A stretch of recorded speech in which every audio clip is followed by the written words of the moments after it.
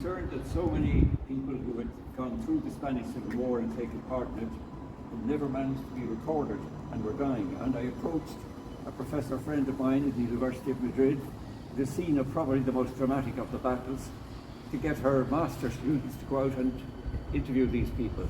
But she said, there's no need, there's plenty of them. And I suddenly realized that actually there was very few. I had done a first recording of Eugene Downing in the Dublin Mountains because nobody else had done it. And I started going out. I met this photographer, Pablo Vázquez Barragán, who had a collection of 45 brigaders, Spanish Civil War participants. And with these and their contacts and the aid of the historical section of the Communist Party of Spain, I managed to go to their homes to try and interview them. This was not very professionally done. The equipment was a very basic, cheap cassette recorder. You had to carry spare batteries. I hadn't read any biographies, which I should have done. And you would do if you were doing it properly. But nobody was doing it. So I sat down in their houses to try and get them to talk. We'd normally begin by saying who you met them through to give them a little confidence. In every case but one, people took it very well. Then they began to talk about their childhood, and you had to establish what was the domestic background, what social class they were, which you try and find indirectly. Were they working on the land? Were they in a city or the country? Was the church a factor in their background? Was there a political party? And then you tried to get to the personal. What's the first time you became aware of something political happening in your life? And you got the most extraordinary replies. Somebody might say, one of the girls in my class who was my best friend wasn't able to speak to me anymore because we were voting for different parties and the parents didn't approve.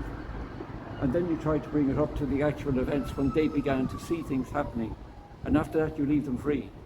The difficulty is you really need to go back the next morning when you've woken up all these memories and people suddenly remember everything they forgot to tell you.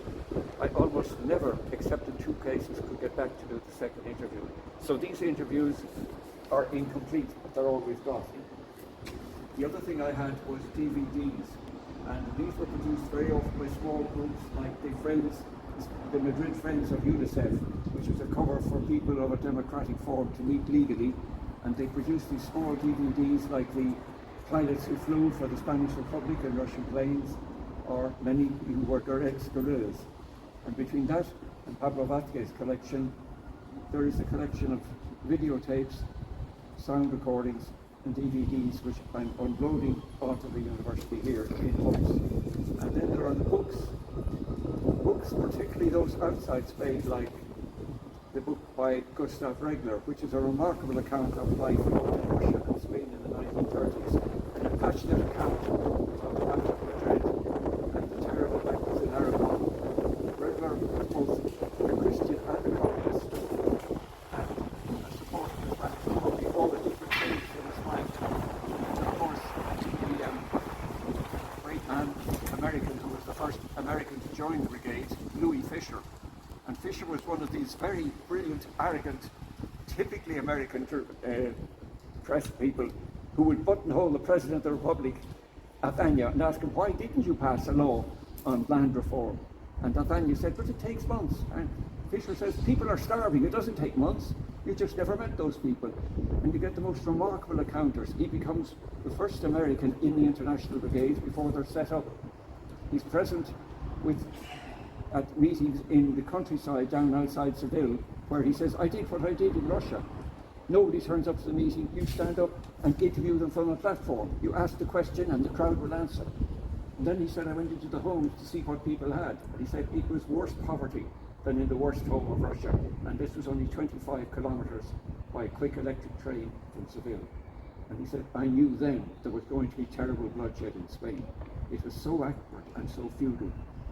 These are the sort of people who give you a background. Claude Coburn, with his biographies and his book, Frank Pitcairn, reporter in Spain, written for the Communist Party, but with vivid descriptions of the fighting in the Sierra of Madrid, and the extraordinary courage and ineptness of the militia, who could be killed so easily and so bravely. And Coburn also wrote his own memoirs. Every time he was broke, he had to republish to make money. And he dealt with the whole beginning of the trouble in the 30s, his own movement towards communism, and eventually his experience in the Second World War, where he becomes aware that Spain is about to be betrayed because of Czechoslovakia. The Czechoslovak Republic's handover was the end of the hopes of the Spanish Republic. The two were intertwined. It was the point where Stalin knows, I'm never going to get the deal I was hoping to get between France and England and myself to face Germany. And now I have to face Germany on my own and Japan on the other side. So the weapons I'm sending to Spain, I actually need them for Russia. Despite this, he sends this massive last-minute consignment to Catalonia to save it, even though he knows it really should be kept. But they're blocked by the French. And when the Catalans or the Republican army are pushed over the frontier, they pass the trains at the frontier full of Russian material, which is not allowed through by the French. And that becomes the fall of Catalonia. The solution, if there is one, I think you have to look at not just Spain, you have to look across southern Europe to the other side of the Mediterranean, at Greece. The two countries which were both conquered for the right by intervention from the right. In the case of Spain, non-intervention by Britain allowing Hitler and Mussolini to take it over for Franco. And in the case of Greece, the British intervention was supported by America in the Cold War to again destroy a left-wing movement and install in both countries unstable right-wing governments which did not have national support. And these created whole infrastructures of culture and generations who had a distortion political system. It's rather like a body with a spinal curve that's been distorted. Italy is in a similar position, but it had more continuity. In Italy, the problem is still the latent right, which never left power, particularly in the security services.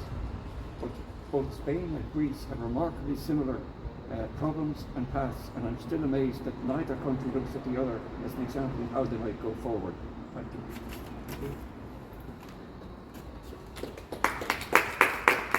Audiovisual a la Universidad de Barcelona, a la Biblioteca del Pavelló de la República.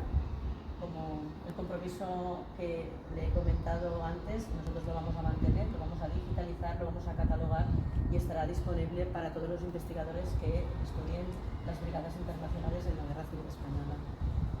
Y solo quiero reiterar mi agradecimiento, evidentemente en nombre de la Universidad de Barcelona y del CRAI de la Universidad.